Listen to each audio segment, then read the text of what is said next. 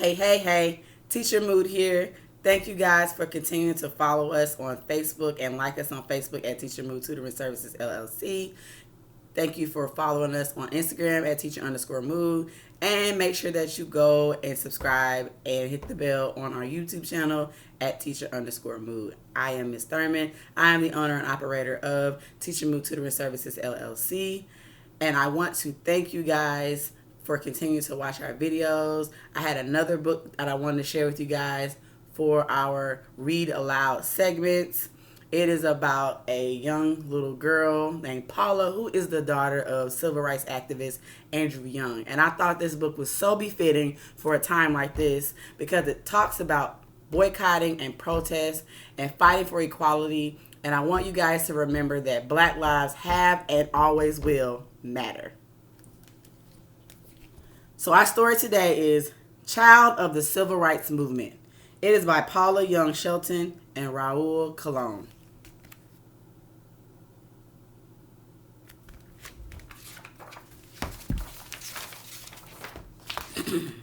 Going home. Mama was from Alabama.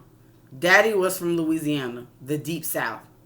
They had been called bad names, treated badly, told you can't do that, just because of the color of their skin. They grew up with Jim Crow, laws that said black people had to sit in the back of the bus, the last car of the train, the balcony of the movie theater, laws that said black people couldn't vote.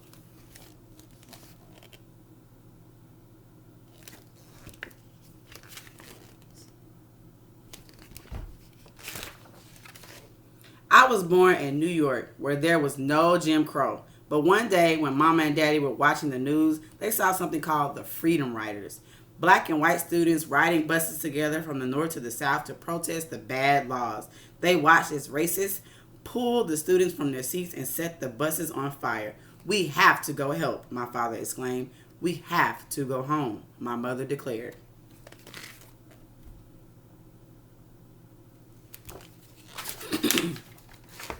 So Mama and Daddy picked up their three little girls, Andrea, Lisa, and me, and we went back to Georgia, back to Jim Crow, where whites could, but blacks could not. Back to the heart of the civil rights movement.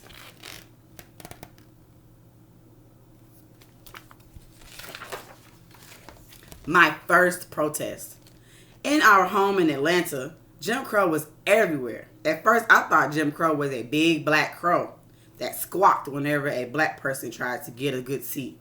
Caw, caw, you can't sit there. But really, he was a white man who lived long ago. He painted his face black and made fun of African Americans. He didn't sound very nice to me. I guess that's why they called the laws after him, because they weren't very nice either.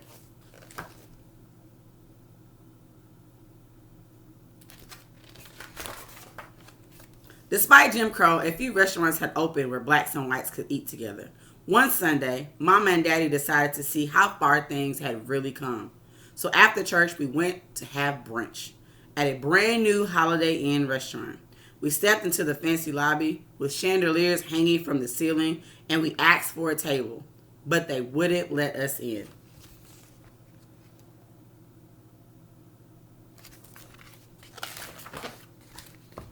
We looked at all the empty tables with white tablecloths and a few white faces that stared at us in horror.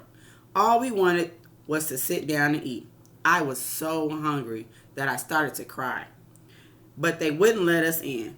"My baby's hungry," Mama said, while I kept crying, louder and louder. Mama and Daddy didn't try to stop me. They simply sat me down and let me cry. And did I ever. I screamed at the top of my lungs, my very first protest, my own little sit-in. But still, they wouldn't let us in.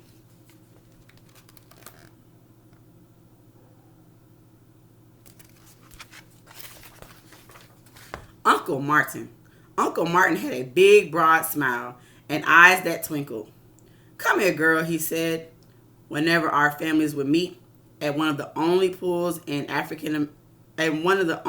for African Americans in Atlanta, the Ole Street YMCA. "Are you ready to get in that water and teach me how to swim?"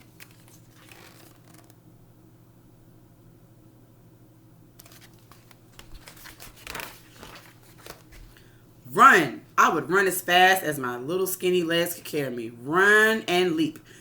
Leap into his wide open arms and fly. Fly as he threw me high into the air. No, I would scream and laugh, my arms clasped tightly around his neck as he pretended to throw me in. But Uncle Martin wasn't really my uncle. Not by blood, anyway. We were close because our fathers worked together.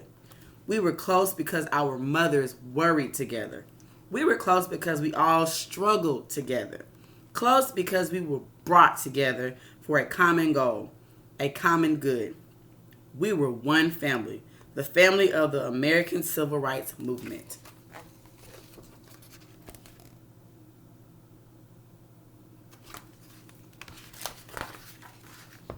The Civil Rights family. Like all families, we'd have dinner together, and since there were few restaurants that served African Americans, we'd often eat at friends' houses. We might walk around the corner to Uncle Ralph or Aunt Juanita's, or go to Uncle Martin and Aunt Coretta's, or everyone would come to our house. One night, when it was our turn to host, I sat under the kitchen table, watching and listening. Watching the folks in the dining room, listening to the booming voices, angry sometimes very angry. They were talking about Selma, Alabama, where, as in most cities in the South, blacks had been denied the right to vote. They were organizing a huge march to protest from Selma to Montgomery. They had already marched twice before, and twice before they'd been beaten back.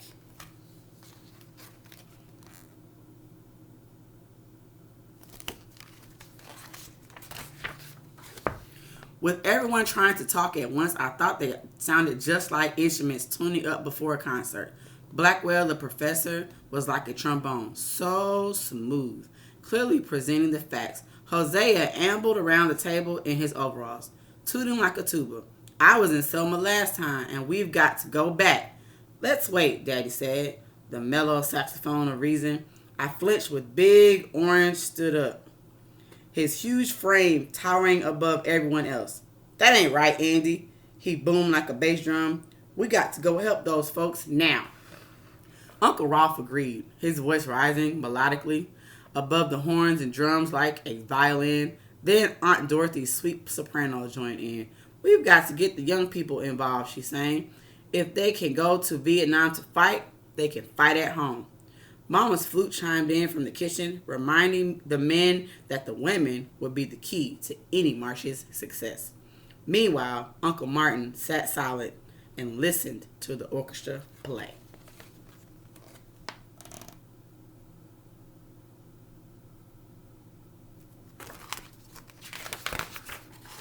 Uncle Martin loved the music of his friends and knew that each instrument needed to be heard, but he also knew that in the end, they must come together like a symphony,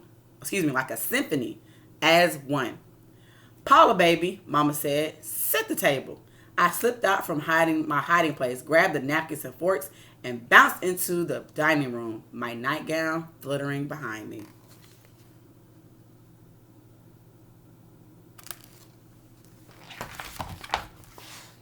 The discussion continued as passionately as before, but as I set each place, the person seated paused, looked at me and smiled, patted my head, and gave me a gentle hug. Dinner's ready, Mama called, carrying a large dish of macaroni and cheese. Let me help you, Jean. Aunt Dorothy volunteered and went to get the bowl of green beans and a pitcher of sweet tea. In the kitchen, Andrea grabbed the baked chicken and marched in first. As always, Lisa came next, carrying a big, beautiful salad. I got the basket of cornbread.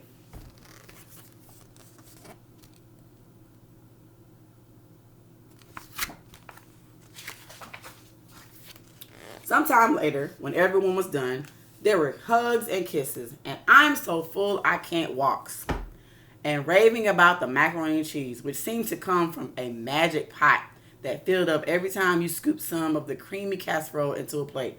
No matter how many people came to dinner, there was always enough to go around, enough to strengthen, enough to comfort the family of the Civil Rights Movement.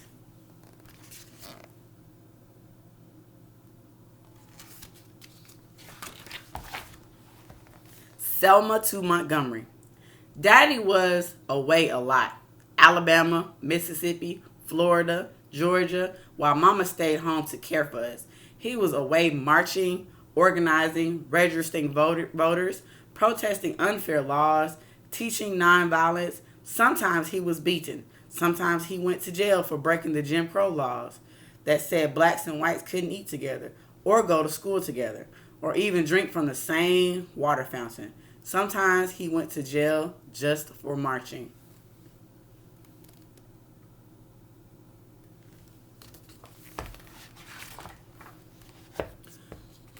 But when Daddy was getting ready to march to Montgomery, Mama said, "I'm marching too." So they packed up their 3 little girls and we headed to Selma. We gathered at Brown Chapel AME church the next morning with thousands of others.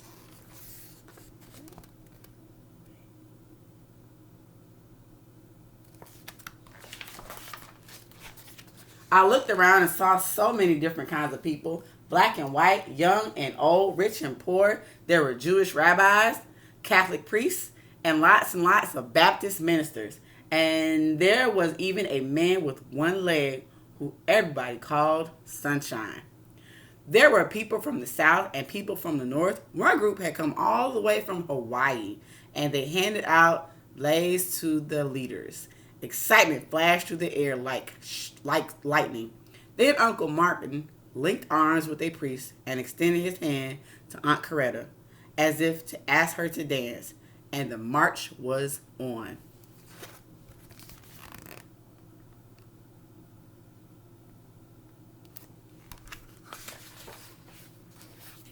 Since I was only 4 years old, I could walk for just a little while. Mama carried me until she got tired, and then I got passed around from aunt to uncle to aunt. Lisa was 8, still small enough to ride on Daddy's shoulders as he jogged up and down the long line of marchers, shouting at us to pick up the pace or starting a song to keep our spirits high. He ran up and down that long line so many times, he said he marched from Selma to Montgomery 10 times that week. Andrea was 10 years old, and she marched proudly that day. "Do you want to ride?" Mama asked, offering to put her in one of the cars that followed behind for old folks and young folks and just plain tired folks. "No, I want to march," she answered firmly. That night, I fell asleep in Mama's arms. When I woke up, I was at my grandparents' house, not far from Selma. Andrea, Lisa, and I spent the rest of the week there while Mama and Daddy continued on.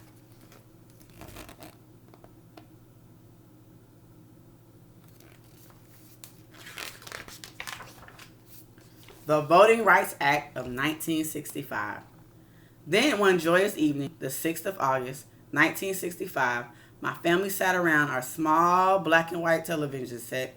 Uncle Martin stood over the shoulder of President Johnson and watched him sign the bill that would make sure all people, black and white, could vote, and no one could stop them. Curled up on my mama's lap, I thought about our march while pictures flashed across the screen. Andrea and Lisa shouted at the TV, pointing at folks we knew and the places we'd been. We talked about the singing, the praying, the family, and friends, even the tired feet. It made me glow with pride to know that I had played one small part. But even then, I also knew that we'd won just one battle, and there were many more to come. Absolutely.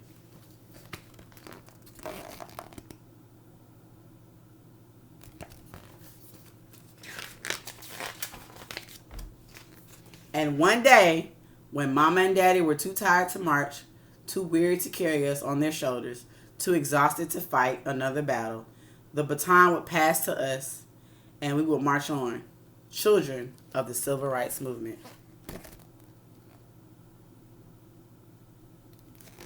The end. I really hope you guys enjoyed this story and enjoyed this book. I think it is absolutely befitting for such a time as this.